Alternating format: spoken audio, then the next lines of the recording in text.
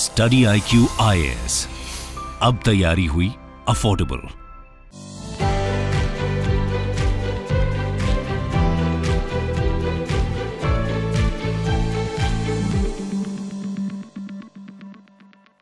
जब भी आप भारत में किसी से भारत की आर्थिक स्थिति के बारे में समस्याओं का वर्णन करने को बोलिए, बताने को बोलिए, तो दो प्रमुख चीजें सभी लोग बोलते हैं। क्या समस्या है? महंगाई और बेरोजगारी। तो महंगाई इस समय जो हो रही है उसके कुछ अंदरूनी कारण भी हैं, कुछ बाहरी कारण भी हैं। लेकिन अनएम्प्लॉयमेंट यानी बेरोजगारी भारत की सबसे बड़ी समस्या बनकर उभर रही है। हम एक युवा देश हैं। भारत के बारे में कहा जाता है कि भारत के पास डेमोग्राफिक डिविडेंड है, जनसंख्या लाभांश है, लेकिन उस लाभांश का फायदा हम तभी उठा पाएंगे जब हम अपने युवा लोगों को रोजगार दे पाएंगे।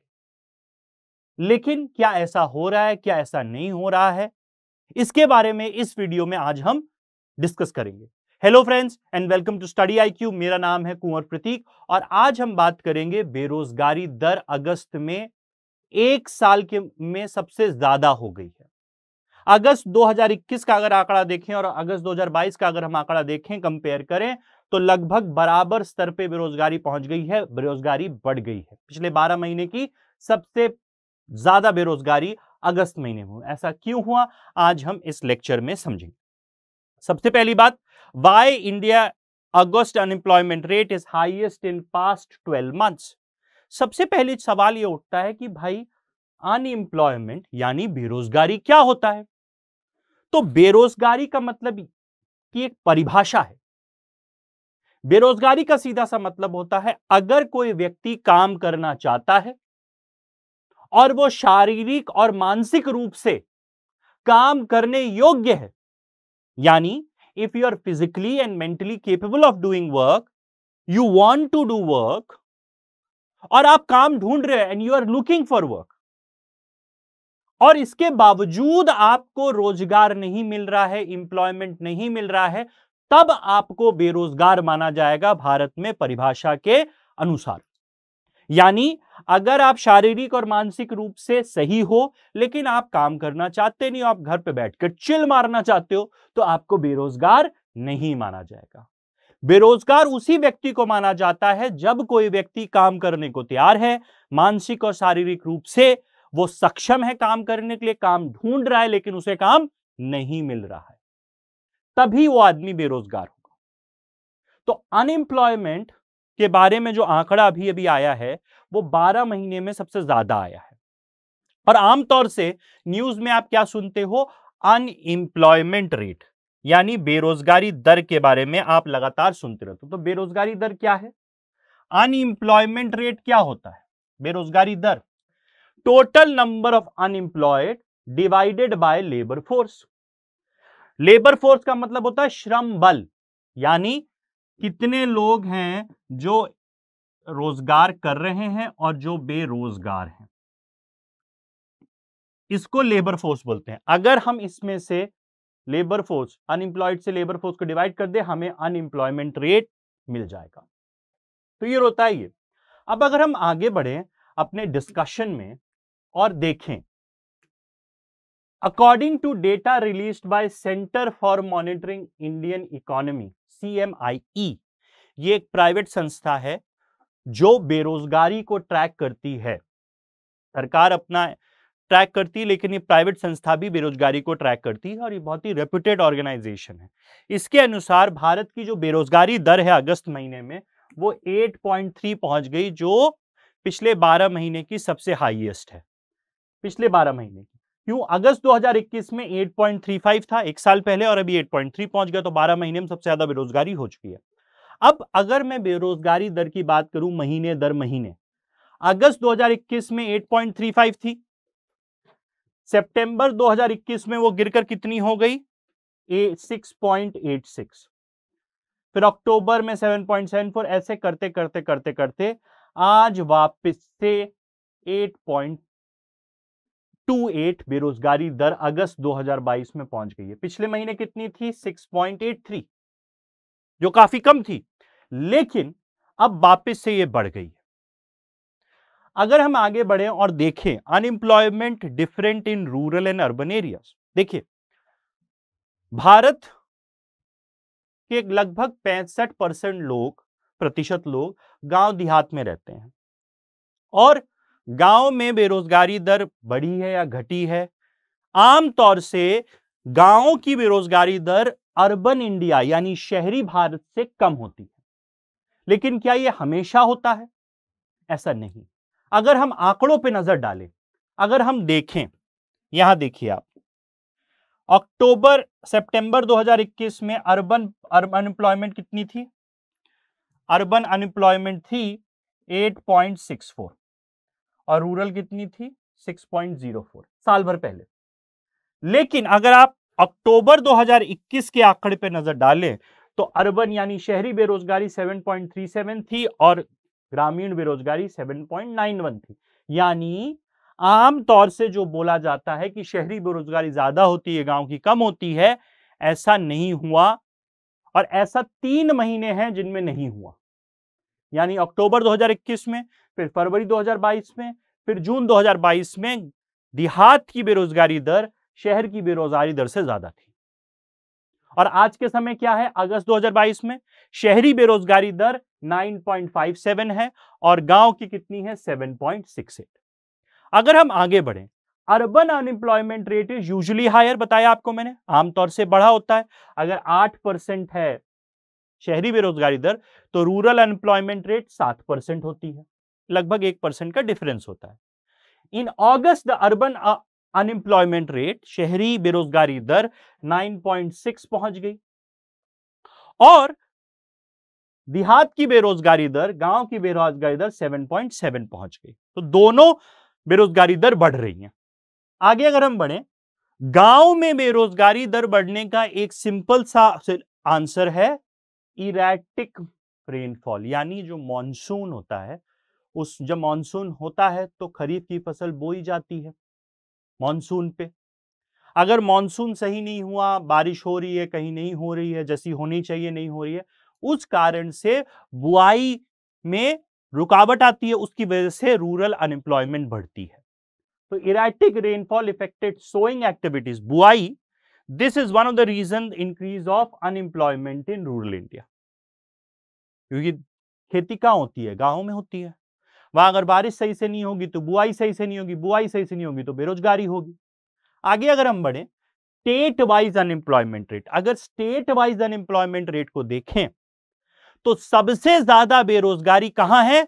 हरियाणा में है 37.3% और सबसे कम बेरोजगारी दर कहां की है? छत्तीसगढ़ की है 0.4%। अगर टॉप 3 स्टेट्स को देखें, राज्यों को देखें जहां बेरोजगारी दर सबसे ज्यादा है, तो सबसे ऊपर नंबर 1 पे है हरियाणा, नंबर 2 पे है जम्मू एंड कश्मीर और नंबर 3 पे है राजस्थान। सबसे ज्यादा बेरोजगारी इन 3 राज्यों में है, 37.3, सबसे कम छत्तीसगढ़ में। आगे अगर हम बढ़े, जम्मू कश्मीर कितनी है? 32.8। अगर और आगे बढ़े, राजस्थान में कितनी है? 31.4। तो टॉप 3 क्या है? हरियाणा, जम्मू कश्मीर और राजस्थान। तो ये है बेरोजगारी दर state wise. Why did unemployment rate go up in August? अगस्त में ऐसा क्या हुआ कि अनएम्प्लॉयमेंट रेट बढ़ गया? देखिए, मैंने आपको बताया जब आप अनएम्प्लॉयमेंट रेट निकालते हो तो total number of unemployed divided by labour force. अगर मैं आपको इसमें एक गणित लगाओ, आप अनएम्प्लॉयमेंट रेट,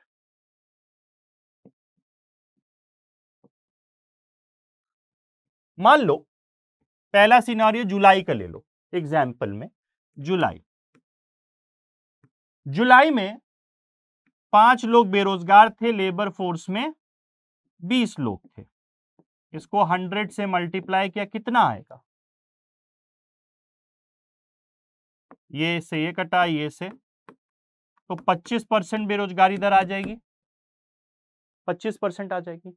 अब अगर मैं आपसे ये बोलूं कि बेरोजगार लोगों की संख्या लेबर फोर्स से ज्यादा गति से बढ़ रही है, यानी अगस्त में क्या हुआ, बेरोजगार लोगों की संख्या लेबर फोर्स से ज्यादा बढ़ी, मतलब बेरोजगारी पहुंच गई, मान लो 10 बेरोजगार लोग हो गए और लेबर फोर्स हो गया 25। सेम आप लगाइए कितना आएगा, ये आ जाएगा 4, ये आ जाएगा 40%। क्यों ऐसा हुआ? क्यों? क्योंकि जो जिससे डिवाइड कर रहे हो आप वो कम गति से बढ़ा और जो न्यूमरेटर में है वो ज्यादा गति से बढ़ा, यानी बेरोजगार लोगों की संख्या ज्यादा गति से बढ़ी और लेबर फोर्स कम गति से बढ़ा, इसलिए अनएम्प्लॉयमेंट रेट अगस्त में बढ़ गया। ये है इसका एक्सप्लेनेशन। ऐसा मैं क्यों बोल रहा हूं ये समझ लीजिए। ऐसा मैं इसलिए बोल रहा हूं क्योंकि अगर हम आंकड़ों पे जाएं, since unemployment rate is essentially ratio of unemployed divided by labour force, it can go up when the number of unemployed increases more than increase in labor force। यानी अगर बेरोजगार लोगों की संख्या, अगर बेरोजगार लोगों की संख्या ज्यादा गति से बढ़े लेबर फोर्स के मुकाबले तो अनएम्प्लॉयमेंट रेट बढ़ जाएगा। ठीक है, तो ड्यूरिंग जुलाई अनएम्प्लॉयमेंट रेट 6.8 था और एम्प्लॉयमेंट कितनी थी, 397 मिलियन। लेकिन अगस्त महीने में क्या हुआ, अगस्त महीने में लेबर फोर्स कितनी गति से बढ़ी, लेबर फोर्स में 40 मिलियन लोग जुड़े, यानी 40 लाख लोग जुड़े। लेकिन अगस्त में लेबर फोर्स में 40 लाख लोग जुड़े, लेकिन नए जॉब क्रिएट ज्यादा नहीं हुए, उसके बजाय 2.6 मिलियन जॉब्स चले गए, यानी 26 लाख लोग बेरोजगार हो गए। यानी जो 26 लाख जॉब्स मार्केट में थे वो लोगों की नौकरियां चली गईं और 40 लाख लोग लेबर मार्केट में आ गए। तो अगर हम इस आंकड़े को देखें तो unemployment went up by 6.6 million, यानी 40 लाख लोग लेबर फोर्स में आए, वो बेरोजगार थे, प्लस 2.6 मिलियन की नौकरी चली गई। तो अगर यही आंकड़ा मैं लगा दूं 6.6 डिवाइडेड बाय 4 इंटू 100 कर दें, तो इस वजह से अनएम्प्लॉयमेंट रेट अगस्त का तेजी से बढ़ गया। क्यों? क्योंकि लेबर फोर्स में जुड़ने वाले लोग तो जुड़े, लेकिन जिन लोगों के पास नौकरी थी 26 लाख लोग की, उसकी नौकरी और चली गई। तो इस वजह से अगस्त का जो अनएम्प्लॉयमेंट रेट है, बेरोजगारी दर है, वो बढ़ती दिखी है हमें। इसी के साथ मैं आपको बताना चाहूंगा कि आप मुझसे सोशल मीडिया पे जुड़ सकते हैं, ट्विटर, इंस्टाग्राम, टेलीग्राम पे जुड़ सकते हैं। ये रहा टेलीग्राम लिंक, यहां जुड़िए। सेशन की पीडीएफ चाहिए, कोई सवाल है, तीनों जगह आप मेरे से पूछ सकते हैं। साथ ही साथ आप लोगों को बता दें, स्टडी आईक्यू ने फाउंडेशन बैच 5 चालू कर दिया है। इसकी क्लासेस 14 सितंबर से चालू हो चुकी हैं। ज्योग्राफी से स्टार्ट हुआ है ये बैच और 6 बजे शाम को इसकी क्लासेस होंगी। अगर आप कॉलेज जा रहे हैं, अगर आप ऑफिस जाते हैं और यूपीएससी की तैयारी करना चाहते हैं और सीरियस तरीके से तैयारी करना चाहते हैं और लाखों लाख रुपए खर्च नहीं करना चाहते हैं, तो आप स्टडी आईक्यू के फाउंडेशन बैच में एनरोल कर सकते हैं। क्यों? क्योंकि फाउंडेशन बैच में आपको प्रीलिम्स और मेंस दोनों की चीजें पढ़ाई जाएंगी, बेसिक स्तर से पढ़ाई जाएंगी। साथ ही साथ आपको mains answer writing practice, weekly revision, quiz, short crisp hand written notes, एक मेंटर, एक गाइड, एक फिलोसोफर दिया जा रहा है। साथ ही साथ prelims test series, prelims crash course, daily current affairs, ऐसी कई सुविधाएं इस बैच के अंदर आपको दी जाएंगी। तो देर मत करिए, इस बैच की कीमत है 24,499 रुपए। आपको ये बैच 18,999 कीमत में आप इसमें एडमिशन ले सकते हैं। यूज करना है आपको कोड KP लाइव, ये कोड आप इस्तेमाल करेंगे तो 24,499 की जगह 18,999 में आपको कोर्स मिल जाएगा। साथ ही साथ जो भी बच्चे यूपीपीएससी के लिए प्रिपेयर कर रहे हैं उनके लिए भी फाउंडेशन बैच लॉन्च कर दिया गया है। यूपीपीएससी में भी आपके पास 2 बैचेस हैं, एक में आपको मेंटर नहीं दिया जा रहा है, गोल्ड पैकेज है, एक में मेंटर दिया जा रहा है। मेरा सजेशन रहेगा मेंटर वाला बैच लीजिए, क्योंकि इसमें आपको गाइड मिलेगा, एक फ्रेंड मिलेगा जो आपकी पूरी तैयारी में आपकी हेल्प करेगा। अब आप बोलोगे सर ये तो बहुत ज्यादा है, तो आप इसमें भी यूज कर सकते हो कोड KP लाइव। यही कोड इस्तेमाल करोगे और ये कोर्स आपको 12,999 की कीमत में मिल जाएगा। तो इसका इस्तेमाल करो। यूपीएससी के लिए भी सेम कोड है, पीसीएस के लिए भी सेम कोड है। इसी के साथ आज का लेक्चर यहीं तक था। मेरी आशा है आपको समझ में आया होगा कि अगस्त में बेरोजगारी दर क्यों बढ़ रही है और रूरल अनएम्प्लॉयमेंट रेट क्यों बढ़ रहा है, ये भी समझ में आया होगा। इसी के साथ थैंक यू वेरी मच। आप मुझसे जुड़ सकते हैं टेलीग्राम पे, इंस्टाग्राम पे और ट्विटर पे। इसी के साथ thank you very much. Bye bye, take care, जय हिंद। स्टडी IQ IAS, अब तैयारी हुई अफोर्डेबल।